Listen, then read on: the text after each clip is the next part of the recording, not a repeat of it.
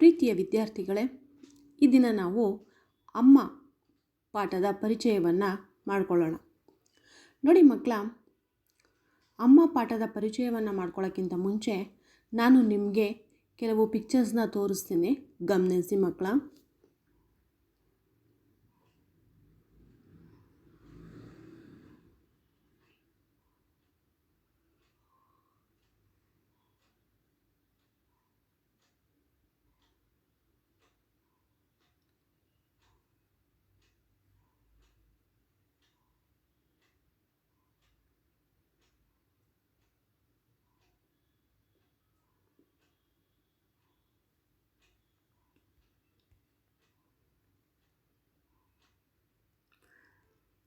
ಮಕ್ಕಳ, ಈ ಚಿತ್ರಗಳನ್ನೆಲ್ಲ ನೋಡಿದ್ರಿ ಅಲ್ವಾ?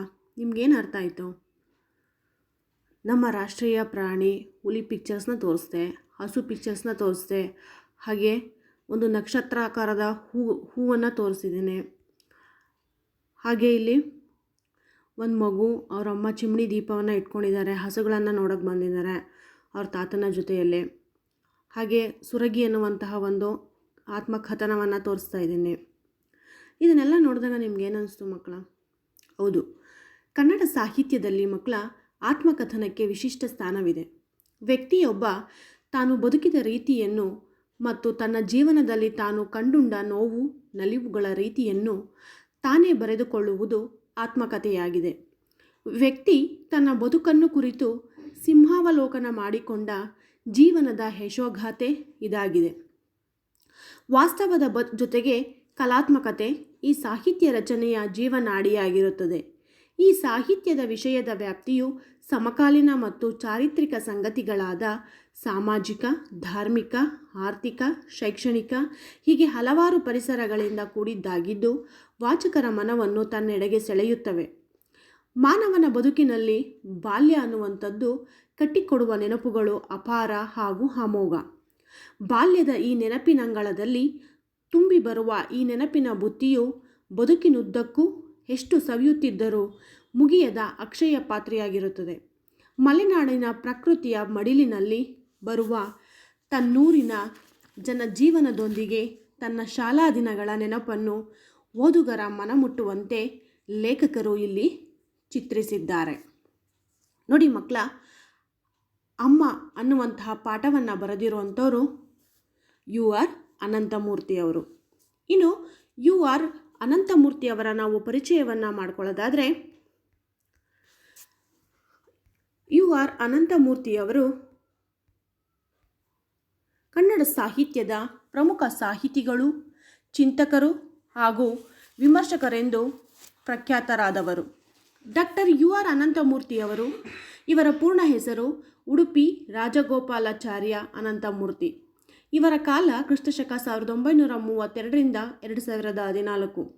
ಶಿವಮೊಗ್ಗ ಜಿಲ್ಲೆಯ ತೀರ್ಥಹಳ್ಳಿ ತಾಲೂಕಿನ ಮೇಳಿಗೆ ಗ್ರಾಮದಲ್ಲಿ ಜನಿಸಿರ್ತಾರೆ.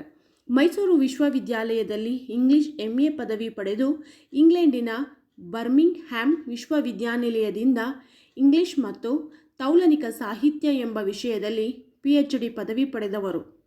ಇಂಗ್ಲಿಷ್ ಪ್ರಾಧ್ಯಾಪಕರಾಗಿ ಸೇವೆ ಆರಂಭಿಸಿ ಕೊಟ್ಟಾಯಂ ಮಹಾತ್ಮ ಗಾಂಧಿ ವಿಶ್ವವಿದ್ಯಾಲಯದ ಕುಲಪತಿಗಳಾಗಿಯೂ ಸಹ ಸೇವೆ ಸಲ್ಲಿಸಿದರು. ಇವರ ಪ್ರಮುಖ ಕೃತಿಗಳು ಸಂಸ್ಕಾರ, ಭವ, ಅವಸ್ಥೆ, ಭಾರತೀಪುರ ಮುಂತಾದ ಕಾದಂಬರಿಗಳು. ಆಹ್ವಾನೆ ಇದು ಇವರ ನಾಟಕ. ಮೌನಿ, ಪ್ರಶ್ನೆ, ಎಂದೆಂದೂ ಮುಗಿಯದ ಕಥೆ, ಕಥಾ ಸಂಕಲನಗಳು. ಮಿಥುನ, ಅಜ್ಜನ ಹೆಗಲು, ಸುಕ್ಕುಗಳು ಮುಂತಾದ ಕವನ ಸಂಕಲನಗಳು ಹೀಗೆ ವಿವಿಧ ಸಾಹಿತ್ಯ ಪ್ರಕಾರಗಳಲ್ಲಿ 100 ಕೃತಿಗಳನ್ನು ರಚಿಸಿದ್ದಾರೆ. ಇವರಿಗೆ ಗೌರವ ಡಿಲಿಟ್ ರಾಜ್ಯೋತ್ಸವ ಪ್ರಶಸ್ತಿ, ಭಾರತ ಸರ್ಕಾರದ ಪದ್ಮಭೂಷಣ ಪುರಸ್ಕಾರ, 1994ರಲ್ಲಿ ಭಾರತೀಯ ಜ್ಞಾನಪೀಠ ಪ್ರಶಸ್ತಿ ಪುರಸ್ಕಾರಗಳು ಲಭಿಸಿವೆ. 2002ರಲ್ಲಿ ತುಮಕೂರಿನಲ್ಲಿ ನಡೆದ 66ನೇ ಕನ್ನಡ ಸಾಹಿತ್ಯ ಸಮ್ಮೇಳನದ ಅಧ್ಯಕ್ಷರು ಕೂಡ ಆಗಿದ್ದರು.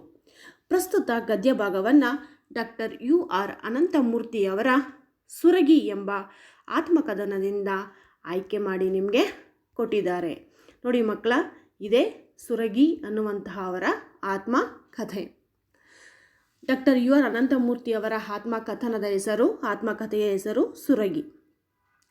ನೋಡಿ ಮಕ್ಕಳ, ಮನೆಯೇ ಮೊದಲ ಪಾಠಶಾಲೆ. ಜನನಿ ತಾನೇ ಮೊದಲ ಗುರುವು. ಜನನಿಯಿಂದ ಪಾಠ ಕಲಿತ ಜನರೇ ಧನ್ಯರು ಎನ್ನುವ ಮಾತು ಸರ್ವಕಾಲಿಕ ಸತ್ಯ ಹಾಗೂ ನೀತಿಯುಕ್ತ ನುಡಿಯಾಗಿದೆ. ಮಕ್ಕಳ ಬದುಕಿನಲ್ಲಿ ಅಮ್ಮನ ಪಾತ್ರ ಎಷ್ಟು ಮಹತ್ವದ್ದು ಎನ್ನುವುದು ಪ್ರತಿಯೊಬ್ಬರಿಗೂ ವೇದ್ಯವಾಗಿಯೇ ಇರುತ್ತದೆ. ಮಾನವನ ಸಂಸ್ಕಾರಯುತ ಜೀವನ ಆರಂಭವಾಗುವುದೇ ತಾಯಿಯ ಮಡಿಲಿನಲ್ಲಿ. ಆಕೆಯ ನಡೆ, ನುಡಿ, ಸಜ್ಜನಿಕೆ ಮಕ್ಕಳ ಬಾಲ್ಯದ ಮೇಲೆ ತೀವ್ರ ಪರಿಣಾಮವನ್ನು ಬೀರುತ್ತದೆ. ಅಮ್ಮ ಸಂಸ್ಕಾರವನ್ನು ನೀಡಿದರೆ ಜನಿಸಿದ ಈ ತಾಯ್ನೆಲ್ಲ ಈ ಪರಿಸರವನ್ನು ಹಪ್ಪಿ ಬೆಳೆದ ಬಾಲ್ಯದ ನೆನಪುಗಳು ಮಾನವನ ಜೀವನದಲ್ಲಿ ಅಚ್ಚಳಿಯದ ಮುದ್ರೆಯನ್ನು ಒತ್ತುತ್ತವೆ. ಈ ಎಲ್ಲ ನೆನಪುಗಳ ಬುತ್ತಿಯನ್ನು ಈ ಮೂಲಕ ಕಟ್ಟಿಕೊಡುವುದೇ ಲೇಖಕರ ಆಶಯವಾಗಿದೆ. ನೋಡಿ ಮಕ್ಕಳ, ನಾನು ನಿಮಗೆ ಈ ಚಿತ್ರಗಳನ್ನು ತೋರಿಸ್ದೆ ಅಲ್ವಾ? ಈ ಚಿತ್ರಗಳನ್ನೆಲ್ಲ ಏನಕ್ಕೆ ತೋರಿಸ್ದೆ ಅಂತಂದರೆ, ಇದು ಆಗ ಇಲ್ಲಿ ಡಾಕ್ಟರ್ ಅನಂತಮೂರ್ತಿ ಡಾಕ್ಟರ್ ಅನಂತಮೂರ್ತಿಯವರಿದ್ದಾರೆ. ಅವರು ತಮ್ಮ ಬಾಲ್ಯದಲ್ಲಿ ನಡೆದಂತಹ ಒಂದು ಘಟನೆಗಳನ್ನು ಈ ಅಮ್ಮ ಅನ್ನುವಂಥ ಒಂದು ಗದ್ಯ ಭಾಗದಲ್ಲಿ ಚಿತ್ರಿಸಿದ್ದಾರೆ. ಅಂದರೆ ನೋಡಿ, ಅವರು ಬಾಲ್ಯದಲ್ಲಿ ಅವರು ಚರಟದ ಕಾಫಿಯನ್ನು ತಯಾರು ಮಾಡ್ತಿದ್ರು. ಅವರ ಅಮ್ಮ ತಯಾರು ಮಾಡ್ತಿದ್ರು. ಚರಟದ ಕಾಫಿಯನ್ನು ಕುಡಿತಿದ್ರು. ಇದು ಚರಟದ ಕಾಫಿ. ಹಾಗೆ ಅವರ ಬಾಲ್ಯದಲ್ಲಿ ಅಕ್ಷರಾಭ್ಯಾಸವನ್ನು ಮಾಡಿಸ್ತಿದ್ರು. ಮತ್ತು ಅಲ್ಲಿ ಹಸುಗಳು ಅಲ್ಲಿ ಅವರ ಊರಿನಲ್ಲಿ ಹುಲಿಗಳ ಕಾಟ ಇರುತ್ತೆ. ಹಾಗೆ ಹಸುಗಳನ್ನು ತಿನ್ಕೊಂಡು ಬಿಡ್ತವೆ ಅಂತ ಹಸುಗಳ ಕತ್ತಿಗೆ ಗೆಜ್ಜೆಯನ್ನು ಕಟ್ಟಿರ್ತಾರೆ. ಹಾಗೆ ಮತ್ತು ಅವರು ಚಿಕ್ಕವರಾಗಿದ್ದಾಗ ಬಾಲ್ಯದಲ್ಲಿರುವಾಗ ಈ ಥರ ರಂಜದ ಹೂವು ಅಂತ ಕರಿತೀವಿ ಇದನ್ನು. ಈ ರಂಜದ ಹೂವನ್ನು ಪೋಣಿಸ್ಕೊಂಡು ಅವರು ಹಾಕ್ಕೊಳ್ತಿದ್ರು. ಮಕ್ಕಳ, ಇದುವರೆಗೂ ನಾವು ಅಮ್ಮ ಪಾಠದ ಒಂದು ಪೂರ್ವ ಪೀಠಿಕೆ ಮತ್ತು ಕವಿ ಪರಿಚಯದ ಬಗ್ಗೆ ತಿಳ್ಕೊಂಡ್ವಿ. ಪಾಠದ ವಿವರಣೆಯನ್ನು ನಾವು ಮುಂದಿನ ತರಗತಿಯಲ್ಲಿ ತಿಳ್ಕೊಳ್ಳೋಣ.